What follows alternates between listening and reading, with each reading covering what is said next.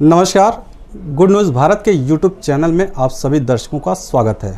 मैं हूं संजीव कुमार शर्मा और आइए देखते हैं आजमगढ़ की कुछ खबरें फटाफट अंदाज में।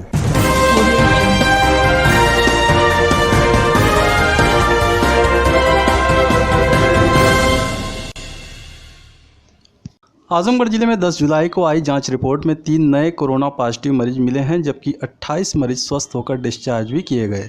CMO doctor A K. मिश्रा ने इसकी पुष्टि की है। CMO doctor A K. मिश्रा ने बताया कि जिले में जिन 3 नए कोरोना संक्रमित पाए गए हैं, इसमें सीएमओ कार्यालय के एक कर्मचारी भी शामिल हैं। वहीं शहर के रैदपुर में एक और कोरोना संक्रमित पाया गया है। अत्रौलिया में भी एक कोरोना संक्रमित मिला है। तहसीलों से रिपोर्ट मिलने के बाद कंटेनमेंट जोन बनाने की प्रक्रिया की जाएगी। जिले में अब तक कुल संक्रमितों की संख्या 342 पहुंच गई है, जिसमें से 99 सक्रिय मरीज हैं। 243 मरीज स्वस्थ होकर डिस्चार्ज किए जा चुके हैं और 9 मरीज की मौत हो चुकी है। देवारा इलाके में घाघरा नदी में आने वाली बाढ़ से पूर्व की तैयारियों को लेकर प्रशासन काफी सतर्क है। इसको लेकर जिलाधिकारी राजेश कुमार की अध्यक्षता में कलेक्ट्रेट सभागार में बाढ़ पूर्व तैयारियों एवं आपदा प्राधिकरण समिति की बैठक संपन्न हुई। इस अवसर पर डीएम राजेश कुमार ने एसडीएम सगड़ी को निर्देश दिए कि बाढ़ से प्रभावित होने वाले क्षेत्रों में सभी बाढ़ चौकियों को सक्रिय करा लें। उन बाढ़ चौकियों पर संबंधित लेखपालों की ड्यूटी 8-8 घंटे की रोस्टरवार लगाते हुए उसकी सूची कंट्रोल रूम में उपलब्ध कराना सुनिश्चित करें। जिलाधिकारी ने स्वास्थ्य विभाग को भी दवाओं की उपलब्धता सुनिश्चित कराने के निर्देश दिए। साथ ही बाढ़ प्रभावित क्षेत्रों के प्रत्येक घरों में क्लोरीन की दवा तत्काल पहुँचाए जाने का निर्देश दिया। इन इलाकों में आशाओं के माध्यम से सभी नागरिकों को यह भी सूचना प्रसारित कराने की निर्देश दिए कि सभी लोग उबाला हुआ पानी पिए। डीएम ने मुख्य पशु चिकित्सा अधिकारी को निर्देश दिया कि बाढ़ प्रभावित ग्रामों में पशुओं का टीकाकरण करा लें। साथ ही पशुओं के लिए भूसे और चारे की भी व्यवस्था करने का निर्देश दिया। जिलाधिकारी ने विद्युत विभाग के अधिकारियों को भी निर्देश दिया कि विद्युत की समस्या न आने पाए, इसके लिए वह पूरी तैयारी कर लें। जिलाधिकारी ने अपर जिलाधिकारी वित्त राजस्व को निर्देश दिए कि बीएसए, डीआईओएस एवं संबंधित एसडीएम की कमेटी बनाएं। यह कमेटी बाढ़ प्रभावित क्षेत्रों में पिछले वर्ष बनाए गए आश्रय स्थलों की अपेक्षा कोविड-19 के दृष्टिगत 4 गुना आश्रय स्थल बना लें। जहां जहां पर आश्रय स्थल बनाया जाएगा उन स्थलों को अधिग्रहित करा लें। इसी के साथ ही नाव और नाविकों की सूची उपलब्ध कराना सुनिश्चित करें। उन्होंने बाढ़ खंड के अधिशासी अभियंता को प्रतिदिन जल स्तर की रिपोर्ट उपलब्ध कराने का निर्देश दिया। बाढ़ प्रभावित हैंडपंपों में बेस के उच्चीकरण व पक्का न कराए जाने पर उन्होंने नाराजगी जताई और तत्काल हैंडपंपों के बेस को उच्चीकृत व पक्का कराने का निर्देश दिया। इसी के साथ ही डीएम ने शहर क्षेत्र में बाढ़ के दृष्टिगत अपर जिलाधिकारी प्रशासन को निर्देश दिए कि बाढ़ आने पर शहर क्षेत्र में जहां जहां जलभराव होते हैं उन जगहों का चिन्हांकन कर लें। नाबालिग बच्चों तथा बच्चियों के साथ होने वाले अपराधों पर अंकुश लगाने के लिए पुलिस अधीक्षक यातायात की अध्यक्षता में आजमगढ़ पुलिस लाइन स्थित सभागार में जिले के सभी थानों के बाल कल्याण अधिकारियों की समीक्षा व समन्वय बैठक आयोजित की गई, जिसमेम शासन के विभिन्न विभागों, किशोर न्याय बोर्ड, बाल कल्याण समिति के अलावा रोजा आली चाइल्ड लाइन 1098, श्री रामानंद सरस्वती पुस्तकालय जोकहरा, 1 स्टार सेंटर के प्रमुखों ने भी हिस्सा लिया। इस बैठक में नाबालिग बच्चों तथा बच्चियों के साथ होने वाले अपराधों पर विस्तृत चर्चा की गई। गुमशुदा बच्चों की बरामदगी हेतु बाल कल्याण अधिकारियों को आवश्यक दिशा निर्देश भी दिए गए। आजमगढ़ में कोरोना वायरस पॉजिटिव मरीजों की बढ़ती संख्या के मद्देनजर एक तरफ जहां 7 नए कंटेनमेंट जोन बनाए गए हैं, वहीं दूसरी तरफ बनाए गए कंटेनमेंट जोन में बीते 21 दिनों में कोई कोरोना संक्रमित मरीज नहीं आने से सीएमओ की रिपोर्ट के बाद 16 कंटेनमेंट जोन समाप्त किए गए हैं। जिला मजिस्ट्रेट राजेश कुमार ने बताया कि 8 जुलाई को जनपद में नोवल कोरोना संक्रमण की जांच रिपोर्ट आने के बाद 7 नए कंटेनमेंट जोन बनाए गए हैं, जिसमें नगर पंचायत निजामाबाद के वार्ड नंबर 10 में सुहेल पुत्र लाडले के घर से शिवचरण पुत्र मंदिर के घर तक, नगर पंचायत जीयनपुर के बाजार खास जीयनपुर में, मेहनगर नगर पंचायत के वार्ड नंबर 8 का जवाहर नगर मोहल्ला, मेहनगर तहसील के राजस्व ग्राम अहियाई में दुबे का पुरा, 20वीं वाहिनी पीएससी कैंपस में आवासीय परिसर के बैरक, पुलिस चौकी लालगंज आवासीय परिसर, नगर पंचायत लालगंज का गोला बाजार मोहल्ला संपूर्ण कंटेनमेंट जोन में होगा। इन क्षेत्रों में कंटेनमेंट जोन का प्रोटोकॉल का 100% पालन करना होगा। वहीं दूसरी तरफ जिला मजिस्ट्रेट राजेश कुमार ने कुछ इलाकों में बीते 21 दिनों में कोई नया कोरोना वायरस का पॉजिटिव मरीज नहीं आने से 16 कंटेनमेंट जोन समाप्त किए गए हैं। जिलाधिकारी ने यह फैसला सीएमओ की रिपोर्ट के बाद दिया है। डीएम ने जिन कंटेनमेंट जोन को समाप्त किया है उसमें नरौली मोहल्ले की सोनकर बस्ती, तहसील सदर का राजस्व ग्राम ऊंजी, राजस्व ग्राम सेठवल, राजस्व ग्राम कोटिला की अनुसूचित बस्ती, लालगंज तहसील का राजस्व ग्राम बनगांव, सगड़ी तहसील का राजस्व ग्राम साहडी कुर्मी बस्ती, राजस्व ग्राम कुरसैली दुबौली, राजस्व ग्राम अराजी अजगरा, निजामाबाद तहसील का राजस्व ग्राम बड़हरिया, फूलपुर तहसील का राजस्व ग्राम मुड़ियार, राजस्व ग्राम रज्जाकपुर कहार बस्ती, मार्टिनगंज तहसील का राजस्व ग्राम सहनूडी, राजस्व ग्राम बनगांव की राजभर बस्ती, बिचलापुरवा, राजस्व ग्राम मिर्जापुर, पंजाब नेशनल बैंक के आसपास का क्षेत्र, बूढ़नपुर तहसील का राजस्व ग्राम भुराजपुर खुर्द सहारा परिवार, नगर पालिका परिषद आजमगढ़ का सिधारी मोहल्ला डॉक्टर ए.के. मिश्रा वाली गली का हॉट स्पॉट क्षेत्र को बंद करते हुए कंटेनमेंट जोन की कार्यवाही समाप्त कर दी गई है। अब इन क्षेत्रों में भी अन्य क्षेत्रों की भांति लोगों का आवागमन हो सकेगा। पूर्व तैयारियों की समीक्षा के बाद जिलाधिकारी राजेश कुमार व पुलिस अधीक्षक त्रिवेणी सिंह द्वारा बाढ़ क्षेत्र बदरहुआ नाला, गांगेपुर मठिया, गढ़वल, सबदिया, हाजीपुर, गंगा गौरी महाविद्यालय, रामनगर, बैजाबारी, कुड़ही ढाला, शिवपुर चौकी, सहदेवगंज, चिकनहवा बाजार का निरीक्षण किया गया। इस अवसर पर जिलाधिकारी द्वारा बाढ़ क्षेत्र में स्थापित सभी चौकियों का ग्राम महुला से लेकर अंबेडकर नगर की सीमा तक स्थित बाढ़ चौकी औघड़गंज एवं चिकनहवा बाजार तक निरीक्षण किया गया। इसमें अधिशासी अभियंता बाढ़ खंड द्वारा बताया गया कि यहाँ पर 76-60 मीटर डेंजर लेवल है। इसी के साथ जिलाधिकारी ने निर्देश दिए कि बाढ़ चौकियों पर सभी सुरक्षा उपकरण रख लें। इसी के साथ ही बाढ़ चौकियों पर एक भ्रमण पंजिका रखें जिसमें विभिन्न विभागों के जो भी कर्मचारी ग्राम में जाएं, इस पंजिका में पूरा विवरण अंकित करें। साथ ही सभी विभागों के लिए ग्राम जाम में जाने हेतु रोस्टर भी तैयार कर लिया जाए। लेखपालगण दिनचर्या रजिस्टर बनाकर उसमें दैनिक विवरण अंकित करें। जिलाधिकारी ने एसडीएम सगड़ी को निर्देश दिया कि बाढ़ चौकियों पर कम से कम 5 स्ट्रक्चर सही स्थिति में रखें। प्रत्येक राजस्व ग्राम में कम से कम 4 रेस्क्यू टीम बनाना सुनिश्चित करें। इसी के साथ ही उन्होंने स्वास्थ्य विभाग के कर्मचारियों को निर्देश दिए कि जहां जहां बाढ़ चौकी स्थापित है वहां के आसपास के गांवों का निरीक्षण कर लें। गांव में परिवारों को क्लोरीन की दवा को वितरित करा दें। गर्भवती महिलाओं की सूची बना लें। इसी के साथ ही ग्रामीणों को भी अवगत करा दें कि बच्चों को गर्म पानी ही पिलाएं। जिलाधिकारी ने एसडीएम सगड़ी को निर्देश दिए कि बाढ़ के दृष्टिगत जहां जहां नाव की आवश्यकता है वहां पर नाव उपलब्ध करा दें। चिकनहवा बाजार के पास दीवारा जदीद ग्राम के रास्ते में पानी भर जाता है, वहां पर भी एक नाव की व्यवस्था सुनिश्चित करें। सभी व्यवस्थाओं को अलर्ट मोड में रखें। इसी के साथ ही उन्होंने डीपीआरओ खंड विकास अधिकारी हरैया को निर्देश दिया कि जो भी हैंडपंप खराब हैं उसको तत्काल ठीक करा लें। जितने भी हैंडपंप बाढ़ प्रभावित क्षेत्रों में स्थापित हैं, यदि उनका बेस नीचे है तो उसको ऊपर करा दें।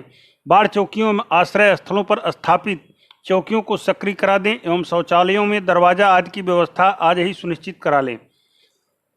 उन्होंने निर्देश दिया कि बाढ़ के दृष्टिगत आश्रय स्थल बनाए जाने के लिए 100 विद्यालयों का चिन्हांकन कर लें, इसको भी रेडी मोड में रखें। आश्रय स्थल के पास सभी हैंडपंपों को चालू हालत में रखें। उन्होंने सीबीओ को निर्देश दिया कि पशुओं का टीकाकरण व चारे की व्यवस्था बाढ़ से पहले करा लें। इस अवसर पर अपर जिलाधिकारी वित्त एवं राजस्व गुरु प्रसाद, एसडीएम सगड़ी अरविंद कुमार सिंह, तहसीलदार सगड़ी ब्रिजेंद्र उपाध्याय, डीपीआरओ लालजी दुबे, बाढ़ खंड के अनेक अधिकारी मौजूद थे। मिलते हैं एक छोटे से ब्रेक के बाद। आप देखते रहिए गुड न्यूज़ भारत।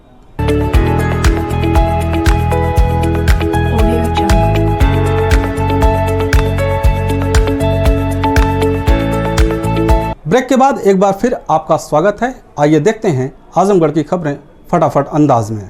आजमगढ़ जिले के रानी की सराय ब्लॉक के बेहटा गांव के मुसहर बस्ती के लोग आवास की मांग को लेकर डीएम के पास फरियाद लेकर पहुंचे।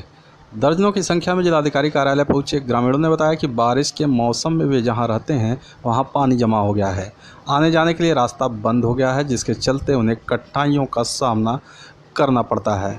वे गांव के पात्रता सूची में हैं, लेकिन ग्राम प्रधान और विभागीय अधिकारियों की लापरवाही के चलते उन्हें आज तक आवास मुहैया नहीं कराया गया। इस संबंध में वे कई बार जिला मुख्यालय से लेकर ब्लॉक स्तर तक के अधिकारियों के कार्यालयों का चक्कर लगा चुके हैं, लेकिन कोई सुनवाई नहीं हुई है। ग्राम प्रधान से शिकायत करने पर वह डांट कर भगा देता है। ग्रामीणों ने जिलाधिकारी को ज्ञापन सौंप मांग किया कि समय से उन्हें आवास मुहैया कराया जाए, ताकि उनको भी इस बरसात के मौसम में छत नसीब हो सके। इतना संख्या पाए है साहेब कि घर हमारा गिर जाता है, लड़का साहेब दब चप के मर जाता है, न हमारा निकाल है, न हमारा रास्ता है, न कॉलोनी है, न रास्ता है, न लैट्रिन साहब, न प्रधान बनाते हैं, आधा बनाते आधा ऐसा जब रहती साहब तो कहे कि यहाँ आई तो प्रधान क्या कहे ना? प्रधान कहे कि अपने घर से लगा के बनाए। जब साहब हम मजदूरी करते हैं खाते हैं, कैसे हम बनाएंगे? आप किसी अधिकारी से मिली थी इसके पहले? अधिकारी के साहब आला नहीं, दो हाल तीन हाल अधिकारी लोग सुनत नहीं। क्या कहना? कहे जाओ जाओ घरे बना, प्रधान कहे जाओ जाओ बना देते हैं, अब वो बात अधिकारियों लोग कहते हैं।